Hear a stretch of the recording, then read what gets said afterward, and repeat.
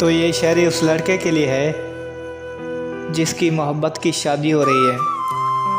तो वो उससे आखिरी बार मिलने को आई है और क्या कह रही है कि मैं किसी और क्यों इतना बताकर रोई, कि मैं किसी और क्यों इतना बताकर रोई।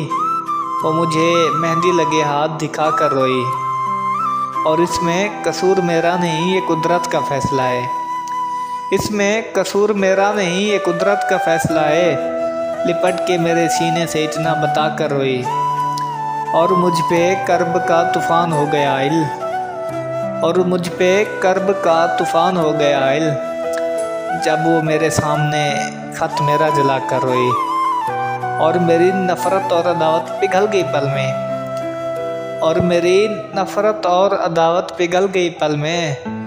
वो बेवफ़ा है तो क्यों मुझको रुला कर रोई, वो बेवफ़ा है तो क्यों मुझको रुला कर रोई।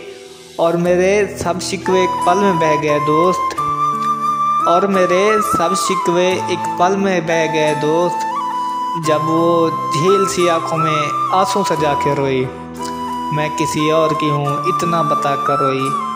वो मुझे मेहंदी लगे हाथ दिखा कर रोई, वो मुझे मेहंदी लगे हाथ दिखा कर रोई।